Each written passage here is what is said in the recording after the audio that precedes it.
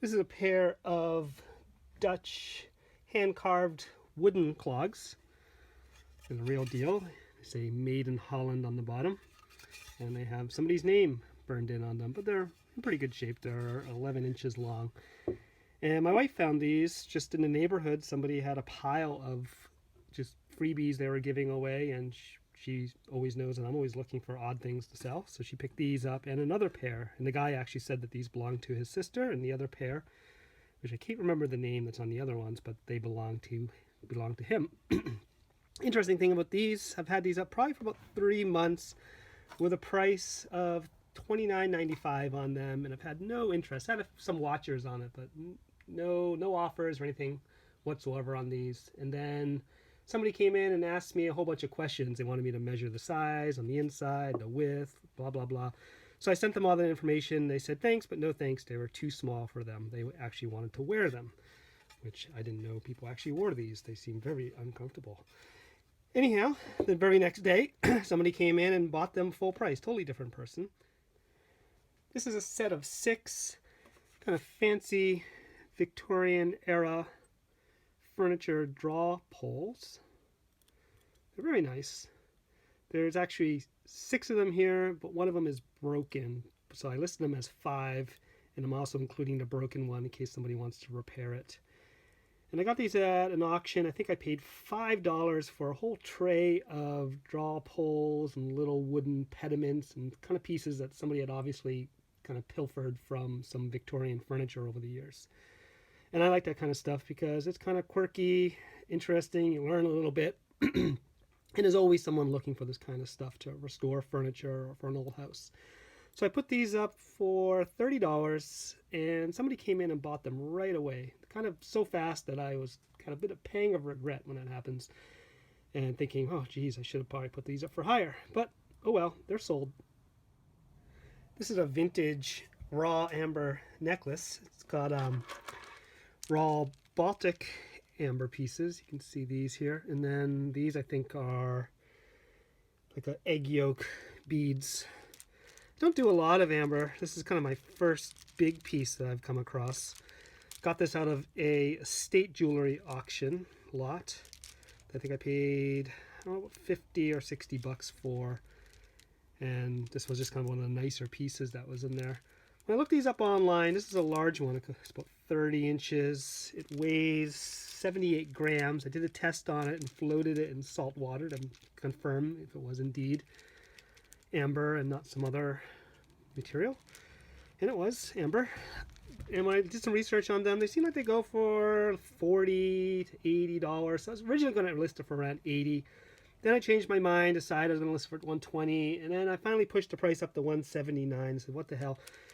And within about an hour of listing it, I got an offer for $145, and I said, great, I'll take it. So a couple of old antique boxes sold yesterday. Here's the first one. This is an antique Victorian snuff box. It's got a little lid.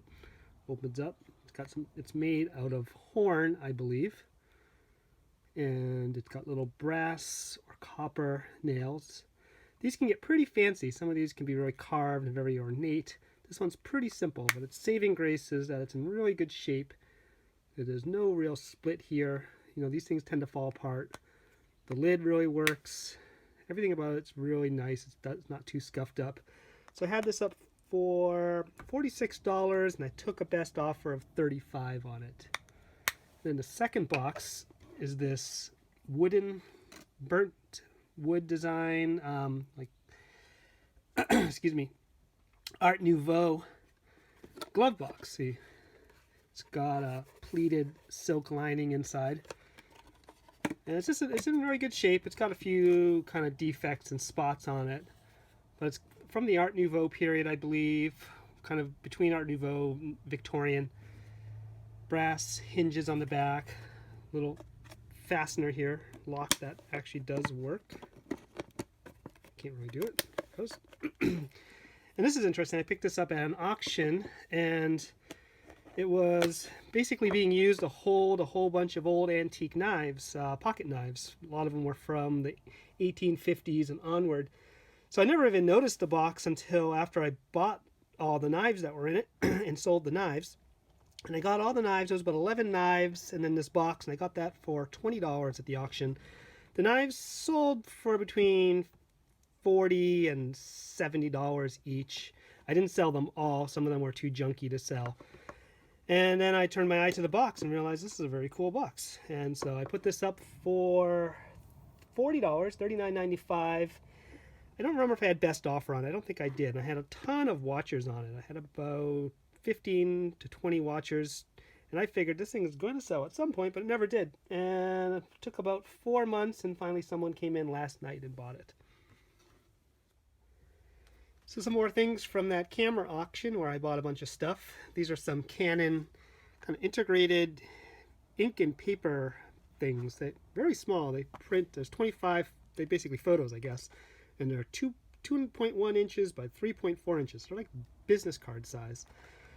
I got about 2 cases of these. I think 12 per case. So I had a ton of these, and they're not super popular anymore, but I think this is kind of an obscure printer system, but I end up selling a lot of these over to the UK.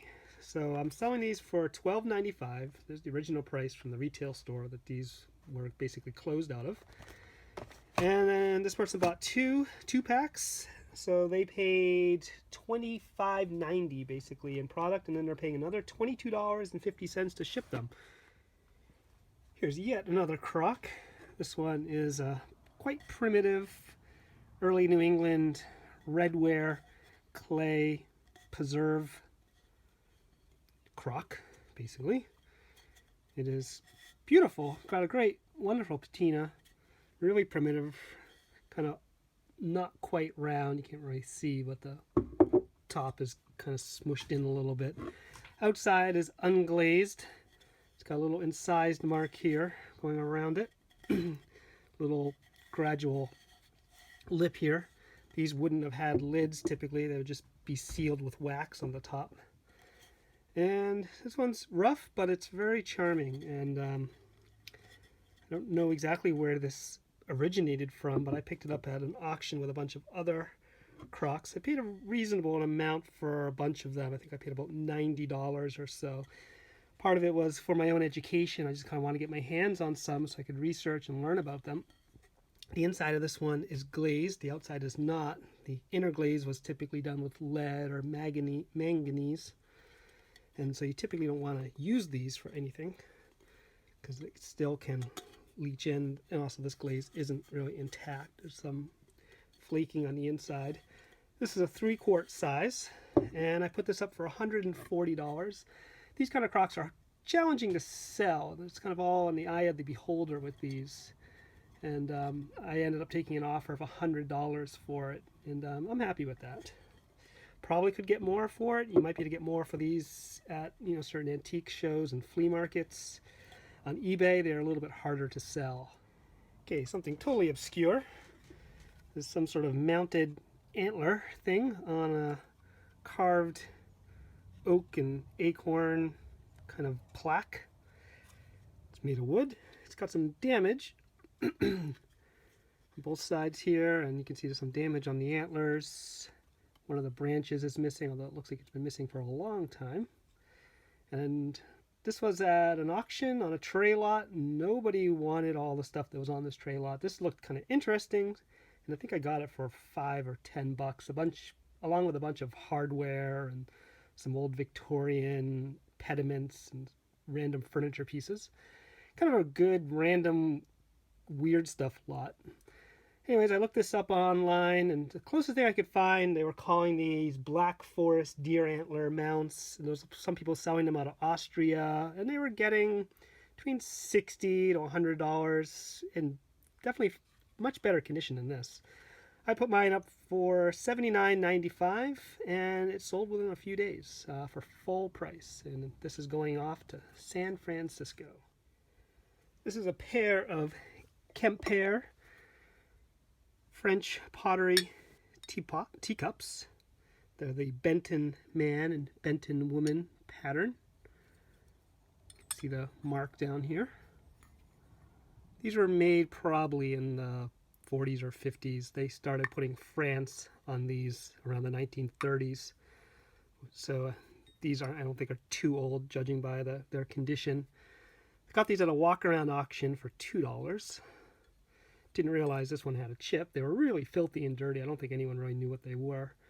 This one here has a kind of sizable chip. It's kind of in a good place, at least, for displaying it. These I sold for 20 bucks.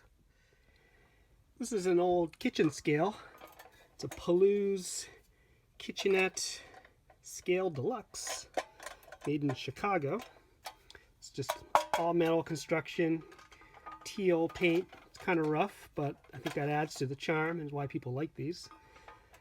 I see these a lot at auctions, tag sales, flea markets, yard sales. And there's usually always about 30 to 40 bucks in these. I find the old metal scales, sometimes more, sometimes less. And this one here I picked up on a tray lot at an auction. I paid 20 bucks for a bunch of miscellaneous stuff. The scale was one of the things that was in there. And this one here sold for $49.95. I had it on best offer and somebody came in and paid full price. When I did research on this scale, I found somebody else was selling one for $39.95. Theirs was sitting there with a bunch of watchers. And I decided I'd put mine up for $49.95 and just wait them out, best offer, and just see what I got. And so I was very surprised when someone came in and paid full price. So it doesn't always pay to be the cheapest price on eBay. Sometimes being a higher price than everybody else works in your favor.